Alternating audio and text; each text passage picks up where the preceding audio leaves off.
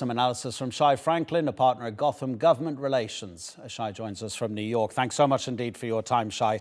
Do you agree with that clip that we just heard, that we're not necessarily going to see a far-right government? We won't see a totally far-right government, but some of the key ministries will be controlled by the far-right candidates. If not necessarily far-right in terms of economic policy, but let's say racist. Sometimes there are left-wing racists as well. This is the so-called religious Zionist party, which bears very little resemblance to the religious Zionist party of, say, 40 years ago in Israel. Netanyahu himself, we know that he's generally right-wing. So I do think, given that he has the 64 seats on his side, he's not going to have to compromise with anybody really to his left. That's interesting. I mean, religious Zionism list won 14 parliamentary seats. Itamar Ben-gvir, as you're indicating, using the word racist, he's been convicted of racism in Israel. What does this say about Benjamin Netanyahu? Is it desperation that he's going this far in inviting Itamar Ben-gvir? I mean, he could get, he's expected to, isn't he, an important seat in the cabinet? Yes, he's expected to get Ministry of Public Security, which is kind of disturbing.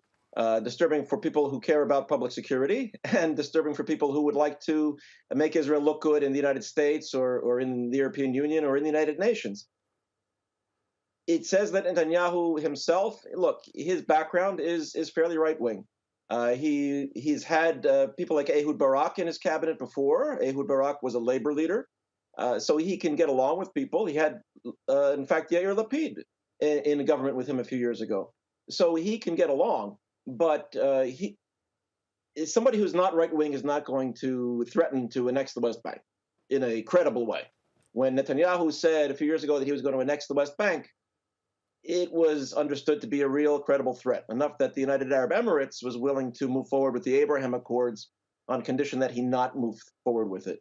So I think whatever is going on in his brain, the result will be that it's not just in terms of the Palestinians that there will be a right-wing government, but in terms of gay and transgender issues, women's issues, religious coercion.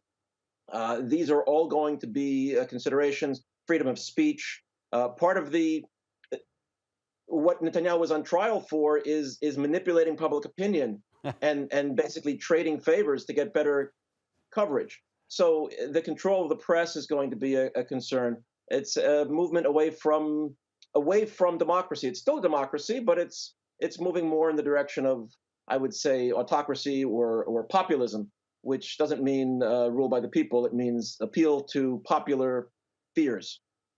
Very briefly, Shai, if you don't mind, you mentioned the media manipulation, and one of the trial charges is exactly that. What do you think the public reaction would be if his coalition partners on the right go ahead with this supposed plan to actually change the law, which would end that trial or trials that Netanyahu is facing? Well, the trial has been center stage in each of the last 5 elections now. So, well, first was the investigations, then it was the trial. So everybody knows, everybody who was voting for Netanyahu or for a right-wing party that would form a coalition with Netanyahu knew that that's what they were voting for. So there will be no surprises. People on the left, of course, and center-left will be upset, but it's clear people like Smotrich, who may become the Minister of Justice, has promised not only to change the law so that corruption is no longer a crime, public corruption, or to possibly fire the recently appointed Attorney General so that they can put in a Netanyahu loyalist who will back off the charges. But he's also promised to reduce the independence of the judiciary. So again, these are challenges to democracy, and I think Israelis knew what they were voting for or voting against. Shai, I really appreciate the analysis, as always. Shai Franklin in New York.